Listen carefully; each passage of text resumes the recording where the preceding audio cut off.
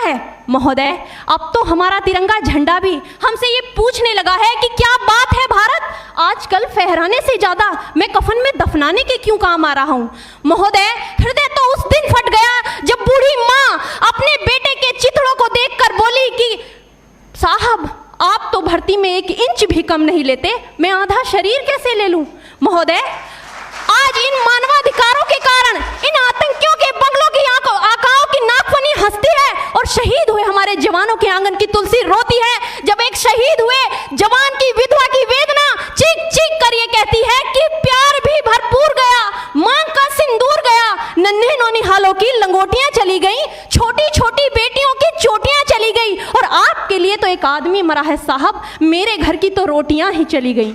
महोदय, किसी भी युद्ध को जीतने के लिए पहल करना सबसे ज्यादा आवश्यक है, क्योंकि इतिहास गवाह है कि पहल करके बड़े बड़े युद्धों के परिणाम बदल दिए गए हैं। परंतु आज मानवाधिकारों के कारण हमारे देश के जवान इस कदर बंधे हुए हैं कि अपनी ड्यूटी पर खड़े होकर भी वो आज पहल करने से डरते हैं, क्योंकि महोदय भविष्य में उन्हें कटघरे में खड़े होने का डर सता रहा होता है।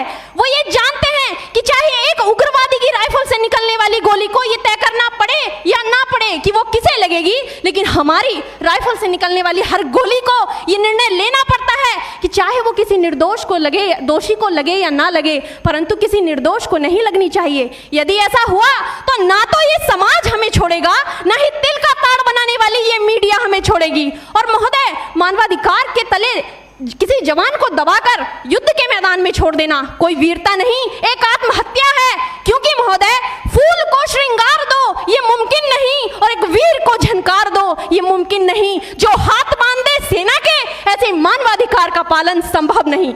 महोदय, आज सत्यनिष्ठा के मार्ग पर चलते हुए भी हमारे देश का जवान इन आतंकवादियों, इन पत्थरबाजों से डरता है, क्योंकि वो जानता है कि उसकी राइफल से निकलने वाली गोली अगर टारगेट को हिट नहीं भी करेगी तो भी 400 मीटर तक जाएगी, और यदि इस बीच वो किसी निर्दोष को लग गई तो महोदय हमें अपनी नौकरी से हाथ तक धोना पड़ सकता है। और महोदय, अपनी नौकरी को बचाने की खातिर एक जवान आज ये सोचता है कि चाहे सांप मरे या ना मरे, परंतु लाठी नहीं टूटनी चाहिए, क्योंकि आज हमारे देश के हालात कुछ ऐसे हो गए हैं कि चिरागों को हवाओं में उछाला जा रहा है, हवाओं पर भी रोब डाला जा रहा है। अरे हम ही तो बुनियाद है आंतरिक सुरक्षा की, और आज हमें ही नौकरी से निकाला जा रहा है। महोदय, जब पुलवामा में 44 जवान शहीद हुए, छत्तीसगढ़ में 76 जवान शहीद हुए, तो कोई भी मानवाधिकार की दुहाई देने वाला हमारे पक्ष में आकर खड़ा नहीं हुआ।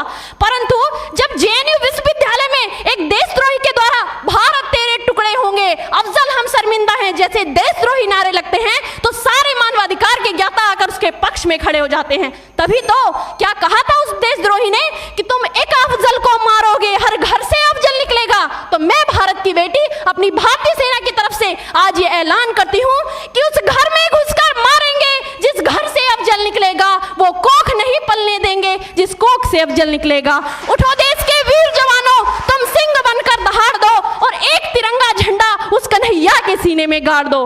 महोदय, अंत में अपनी वाणी को विराम की ओर ले जाते हुए मैं सिर्फ इतना ही कहना चाहूंगी कि मुझे अफसोस है अपने देश की न्यायिक प्रक्रिया पर, जहां आज भी रात के 12 बजे अजमल कसाब जैसे आतंकी के लिए सर्वोच्च न्यायालय के दरवाजे खोल दिए जाते हैं। ऐसे देश से मानवाधिकारों की अनुपालना करते हुए आतंकवाद और उग्रवाद से कभी नहीं निपटा जा सकता। मानवाधिकार के नाम की दुहाइयां देने वालों, सीमा पर लड़ा नहीं जाता चरखों से शोलों के आगे, रामायण पढ़ी नहीं जाती सीमा पर गोलों के आगे। धरती के घोर कुहासे को एक सूरज ही हर सकता है, क्योंकि एटम बम से रक्षा केवल एटम बम ही कर सकता है। जय हिंद, जय भारत।